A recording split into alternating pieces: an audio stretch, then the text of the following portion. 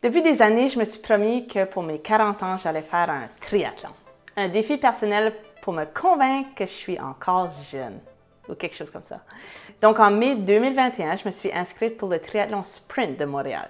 J'avais donc moins de 4 mois pour me préparer à faire 750 mètres de nage dans le bassin olympique, 20 km de vélo sur le circuit Jacques-Villeneuve et 5 km de course pour finir le tout. Un pit. Sauf que je savais pas nager. OK. Juste pour être plus spécifique, je savais à peine assez pour ne pas me noyer. J'ai donc vite communiqué avec la pro du secteur, Caroline Lessard de Caro Coaching à Deux-Montagnes, pour m'enseigner la base au plus vite. La seule chose que j'avais comme pas prévue, c'est qu'à Laval, durant la pandémie, il n'y avait vraiment pas de place pour nager. Les piscines intérieures étaient quasi impossibles à réserver. Bref, Laval était vraiment pas une bonne place pour une personne qui devait apprendre à nager rapidement. Donc, il me restait deux choix. Me baigner illégalement dans la rivière sec des Mille-Îles ou aller à une piscine municipale extérieure pleine d'enfants.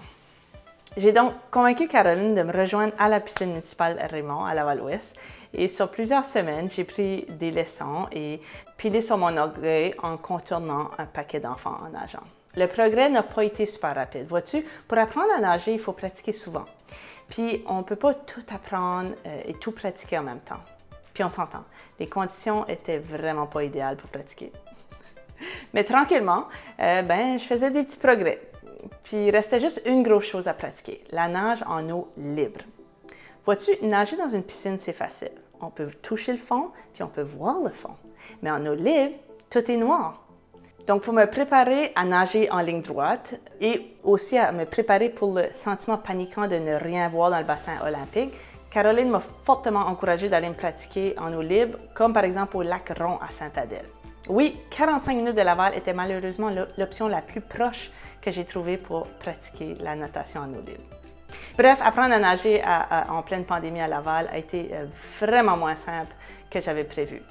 Mais le grand jour venu, j'ai quand même réussi à faire 750 mètres de nage, probablement 850 mètres avec toutes mes zigzags, mais j'ai pas paniqué puis j'ai pas eu à m'agripper au kayak de sauvetage. Fiouf, tout un exploit pour mon niveau de préparation.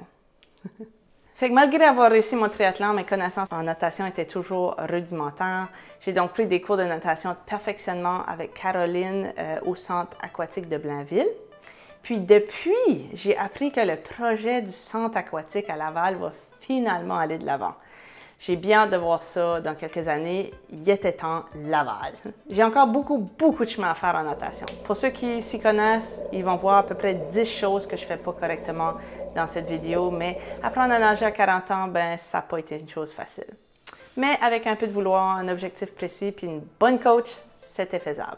Fait que j'espère que cette capsule va t'inspirer à faire quelque chose de difficile cette année, puis aussi de persévérer quand tu as le goût d'abandonner et jeter l'éponge, ou dans ce cas-ci, le maillot de bain.